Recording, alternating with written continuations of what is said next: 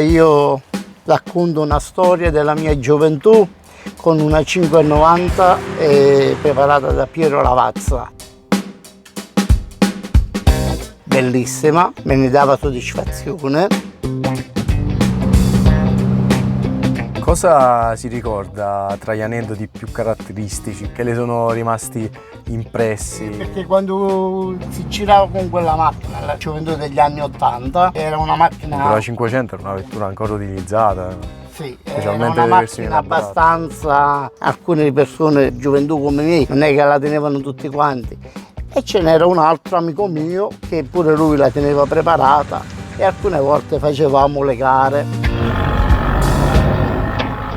La domenica ci andò male, ci andarono appresso i carabinieri. In Giulia anche? Sì, Giulia, una Giulia. E riuscimmo a salvare le macchine perché ce ne andammo da una strettoia che la Giulia non riusciva a passare. E veramente poi per molto tempo venni a sapere che era stata segnalata la macchina e cercavano di trovarla, però io non l'avevo mai cacciata più, da dentro al garage. Glielo disse pure a questo amico mio padre con mio nonno una domenica vollero andarsi a fare un giro con questa macchina. Veramente arrivarono allo svincolo dell'autostrada di Sala Consilina, li fermarono la polizia stradale. Fermando la polizia stradale guardarono la macchina, era tutto a posto dei documenti, assicurazione intestata a me. Fanno vicino a mio padre e dice: ma guarda che sta macchina è modificata, si sente dalla marmitta, dice, io la dovrei sequestrare.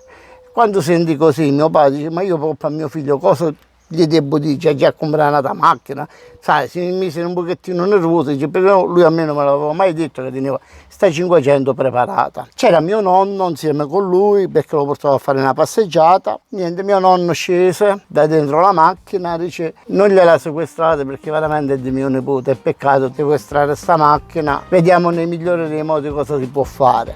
Veramente un poliziotto coscienzioso disse: io a voi non vi faccio nulla, però dite a vostro figlio che come prima o poi troverò sta macchina e gliela sequestrerò. E poi il tempo io la tenevo sempre chiusa, però questa per me era la macchina solo della domenica, per girare, per essere un po' particolare. Dopo tanto tempo decisi di venderla e l'ho venduta. Però me ne sono pentite volte, come infatti fino a pochi anni fa l'andavo sempre cercando, come infatti non l'ho riuscita mai più a trovare quella 500. Mi ricordo ancora la targa, Firenze 50.000, i primi due numeri di sopra, e gli altri non me li ricordo più, parliamo di 43 anni fa. Certo, parlare degli anni 80 sembra, specialmente per noi appassionati, sembra ricordare un periodo relativamente recente, ma siamo arrivati a quasi 50 anni. Bravo, erano delle macchine per la gioventù, la 500 che tenevano 500 preparata. Certo, nei primi anni 80 poi si respirava ancora un po' di profumo, di immaginario, ecco, degli anni 70, per cui... Bravo, hai ragione, è vero. Sì. Forse dall'85-86 in poi, ecco, quelli sono gli anni 80 sì. che uno oggi ricorda con la musica elettronica, le prime iniezioni, i motori turbo di serie. Bravo. Invece noi eravamo rimasti ancora con lo stereo con la cassetta, lo stereo 7. Che già parliamo di autorati a transistor, quindi già erano moderne. Sì. Confronto alle autorati degli anni 20 e 30 che erano ingombranti e occupavano spazio nell'auto. La 500 che mi è rimasta sempre impresso. Di prima non si poteva partire, sempre di seconda, ma la seconda era come più della prima e quando partiva si spostava.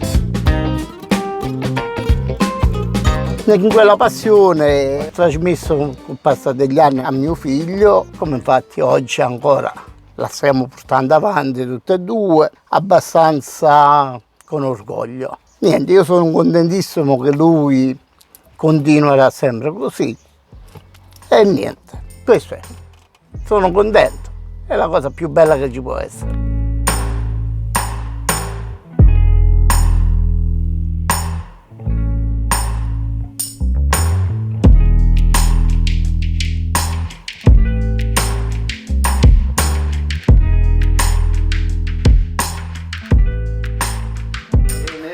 È bella gioventù di 13-14 anni col motorino e il giubbotto giallo lo stesso colore. Se non mi abbracci, dietro al giubbotto c'era scritto: ti rompo la faccia.